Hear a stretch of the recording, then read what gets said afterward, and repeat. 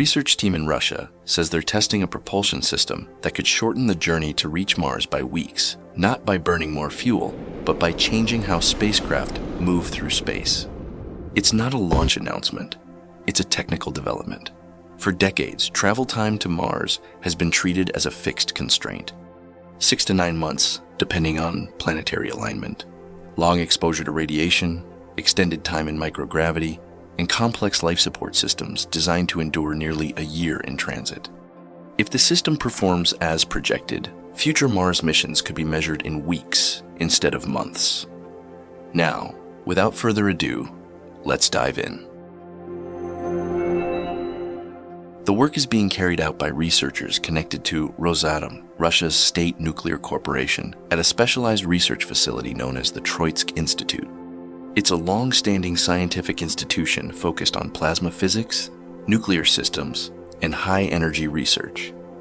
The engine itself is currently in ground-based testing, operating inside a large vacuum chamber designed to simulate deep space conditions. There has been no orbital test. There is no spacecraft attached to it yet.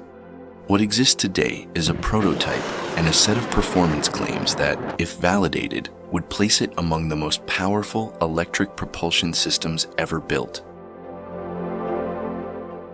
Traditional space travel relies on chemical rockets. They deliver enormous thrust for a short time, then shut off. Once the spacecraft is coasting, it stays on that trajectory until another burn is performed. This Russian system is different. It's designed for continuous thrust, low compared to launch rockets, but sustained for weeks. Instead of pushing a spacecraft hard for minutes, it pushes gently for a long time. That distinction changes everything. At its core, this is a plasma propulsion system. It uses hydrogen as a working propellant. Hydrogen atoms are stripped into charged particles, protons and electrons, and then accelerated using electromagnetic fields. Those particles are expelled at very high speeds, generating thrust. According to researchers involved in the project, the exhaust velocity can reach up to 100 kilometers per second. For context, chemical rockets typically reach speeds of around 4 to 5 kilometers per second, while ion or Hall effect thrusters usually achieve about 30 to 50 kilometers per second. This new system, however, is claimed to reach speeds of up to 100 kilometers per second. In space, reaching Mars quickly doesn't require a sudden burst of speed. It requires never stopping the acceleration. With continuous thrust, the spacecraft accelerates for roughly the first half of the journey, then flips its orientation and decelerates for the second half. This minimizes total travel time. If you can maintain acceleration long enough, even a small amount, you can dramatically shorten the trip. That's the logic behind the 30-day Mars estimate. Just steady, uninterrupted momentum. The prototype engine is being tested inside a 14-meter-long vacuum chamber. That matters because electric propulsion systems behave very differently in the atmosphere versus vacuum. The reported operating power is around 300 kilowatts, running in what researchers describe as a pulse periodic mode. So far, the system has demonstrated a working lifetime of approximately 2,400 hours. That number is important. On paper, it's long enough to handle the entire trip from acceleration to cruising speed, through mid-course flight, and finally deceleration into Mars orbit. If you genuinely enjoy exploring the universe and its mysteries, consider subscribing. It helps us keep going. Electric propulsion systems don't need much propellant. They need a lot of electricity. Solar panels work well near Earth, but their effectiveness drops rapidly with distance from the sun. For high-power systems, they become impractical. This engine is designed to be paired with an onboard nuclear reactor. The reactor would supply continuous electrical energy to ionize the hydrogen, drive the electromagnetic acceleration, and run the spacecraft systems during long burns. No reactor design has been publicly detailed. The projected thrust is around 6 newtons. 6 newtons is roughly the force you feel when holding up a small apple in your hand on Earth. That doesn't seem like much, and compared to a rocket launch, it isn't. For comparison, a human exerts about 10 newtons of force when lifting a 1 kilogram object on Earth, while launch rockets generate forces in the millions of newtons. But in space, thrust doesn't need to be large.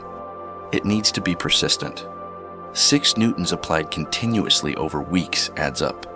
And because the engine is efficient, the spacecraft doesn't need to carry massive amounts of fuel. One common misunderstanding is that this engine replaces rockets. It doesn't. Chemical rockets would still be needed to launch the spacecraft from Earth and place it into low Earth orbit. Only then would the plasma engine activate. From that point onward, the mission becomes electric.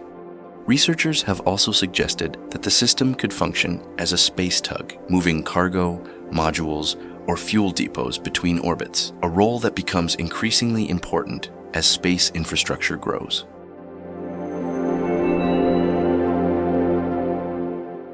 Electric propulsion has been used in space for decades. Ion thrusters and Hall effect thrusters already power satellites and deep space missions.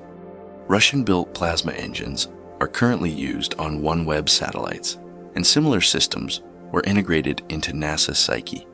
What's different here is power level, exhaust velocity, mission ambition.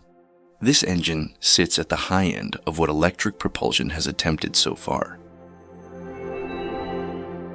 It's important to be precise.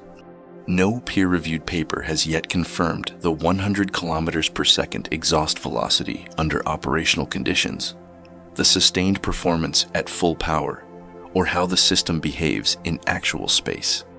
All current data comes from ground tests, institutional statements, and technical summaries released to the media. That doesn't invalidate the work, but it does mean caution is warranted. Reducing Mars transit time isn't about speed alone. It affects radiation exposure, psychological stress on crews, life support mass, and overall mission risk. Shorter trips mean less time exposed to cosmic rays and solar storms. But nuclear-powered spacecraft introduce new challenges, including radiation shielding for the crew, thermal management at high power levels, and concerns around launch safety and international regulation. Every gain creates a new engineering problem.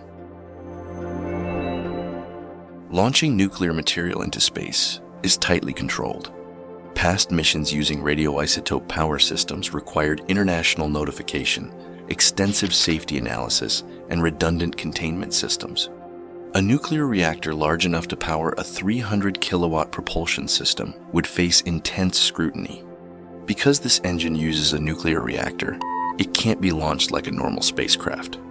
Sending nuclear material into space is tightly regulated, so engineers must prove the reactor is fully sealed and cannot cause harm even if the launch fails. That includes showing what would happen in worst-case scenarios, like a rocket explosion or breakup in the atmosphere. There's also international oversight. Other spacefaring nations are informed in advance, and nuclear launches are closely monitored under existing space treaties. Beyond safety, governments also look at political concerns, such as where the spacecraft flies, how the technology could be used, and whether it has military implications. So even if the engine works exactly as planned, using it for a Mars mission isn't just an engineering challenge. It's a regulatory and diplomatic one, and that process takes years. Researchers involved in the project suggest a flight-ready system around 2030 that assumes continued funding, successful scaling of the technology, regulatory approval, and integration with an actual spacecraft design. Electric propulsion systems tend to mature slowly and then suddenly. Russia is not alone in pursuing nuclear electric propulsion. Similar concepts are under study in the United States, Europe, China. What makes this system notable is how far along it appears to be in ground testing, and how openly performance figures are being discussed. If those figures hold, this engine would sit at the upper edge of current development worldwide. This engine does not mean that Mars launches are imminent, crewed missions are already scheduled, or that current mission plans are obsolete. What it does mean is that one of the biggest constraints in interplanetary travel time is no longer assumed to be fixed. If sustained high-power electric propulsion becomes reliable, spacecraft design changes. You don't optimize for one-time burns or minimal engine use. You optimize for continuous operation, power management, thermal balance. Mission planning becomes more like orbital mechanics and less like ballistics. There's no launch video, no countdown, and no dramatic reveal, just a vacuum chamber, a plasma plume, and engineers collecting data. That's how most real changes in spaceflight begin. The most important unknown isn't whether this engine works in principle, it's whether the system can be scaled safely, the reactor can be certified, and the performance holds up under real-world conditions. If those hurdles are cleared, travel times across the inner solar system will shrink. Russia is testing a plasma propulsion system that, on paper, could reduce Mars travel times from months to weeks. It relies on continuous electric thrust, hydrogen propellant, nuclear power. It is not flown. It has not been independently verified in space. But it exists, and it represents a credible direction for future deep space travel. If reaching Mars in 30 days becomes technically possible, the question won't just be how fast we can go, but how ready we are to handle what comes next. Tell us in the comments below. See you in the next video.